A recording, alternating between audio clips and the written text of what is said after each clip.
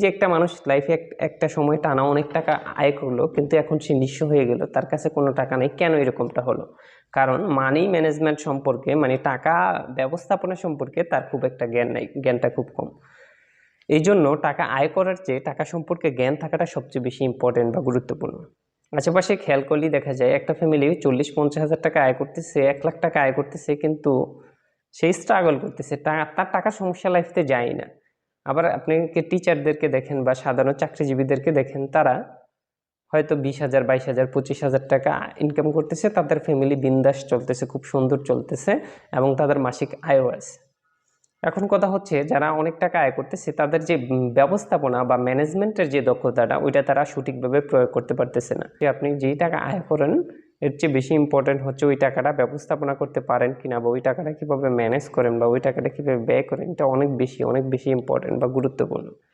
সুতরাং আপনার টাকা সম্পর্কে বা অর্থ সম্পর্কে, অর্থের ব্যবস্থাপনা সম্পর্কে আপনাকে অবশ্যই জ্ঞান অর্জন করতে হবে।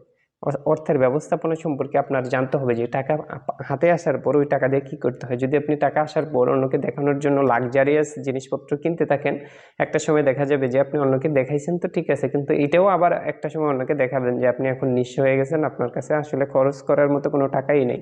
সুতরাং অন্যকে দেখানোর জন্য কখনোই কোনো কিছু কেনা উচিত না। ওয়ারেন বাফেটের একটা থিওরি আছে এরকম, যে যদি আপনি অন্যকে, মানে যদি আপনার যা প্রয়োজন নাই তা আপনি এখন ক্রয় করতে থাকেন, একটা সময় আপনার যা প্রয়োজন আছে ওগুলো আপনি ক্রয় করতে পারবেন না।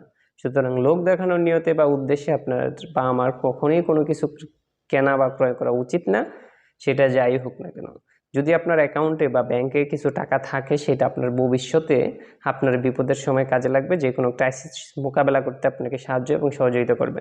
অন্য কোনো মানুষ এসে আপনাকে খুব একটা সহযোগিতা করবে না। যখন শুনবে যে আপনি বিপদে আছেন বা ক্রাইসিসে আছেন, অনেক মানুষই আপনাকে ছেড়ে চলে। বি কেয়ারফুল যে আপনার অবস্থান কি আছে, যে আপনার স্বপ্ন কি, বা আপনার এই স্বপ্ন কিভাবে বাস্তবায়ন করতে চান, বা এর জন্য আপনার কি কি করা উচিত। সুতরাং যা কামাইলেন তাই যদি খরচ করে দেন, তাহলে একটা সময় দুঃখ দুর্দশায় বা দুর্বিষহ জীবন কাটাতে হবে, যা আপনার আশেপাশে অনেক মানুষ তাকালেই দেখতে পারবেন। যে আপনার আশেপাশে অনেক মানুষ আছে যাদের দিকে তাকালে দেখতে পারবেন যে তারা একটা সময় খুব ভালো লাইফ লিড করছে, অনেক টাকা আয় করছে, কিন্তু এখন তাদের কোনো ইনকাম নাই, কারণ তারা ওই ইনকাম সোর্সটা ওইভাবে তৈরি করতে পারে না যে সারা জীবন তাদের থাকবে। তারা যা আয় করছে তা সব ব্যয় করে দিছে, লাক্সারিয়াস লাইফ লিড করছে, যা চাইছে তাই দিছে। আমি এমন অনেক সন্তানদেরকে দেখছি যে তার সন্তানদের খেলনা দিয়ে তাদের ঘর ভরা, অথচ এখন 5-7 বছর পরে গিয়া তার সংসারে চাল, ডাল, তেল, বেসিক নিডগুলা ফুলফিল করার মতো যে টাকাগুলো দরকার, এগুলো তাদের লাইফে নাই। এখন সংসারে অশান্তি, ঝামেলা। একটা সময় মাসে 80,000, 1 লক্ষ টাকা ইনকাম করছে, ওই সময় যা মন চাইছে তাই ক্রয় করছে। এখন মাসিক ইনকাম নেমে আসছে প্রায় শূন্যের কোটায়। এখন তাদের বেসিক নিডগুলা তারা পূরণ করতে পারতেছে না। সুতরাং টাকা আসলেই খরচ করতে হবে, এই চিন্তা ভাবনা বাদ দিয়ে যতটুকু পারেন সেভ করেন, যেটা আপনার খারাপ সময় বা বাজে সময় আপনার লাইফে কাজে আসবে।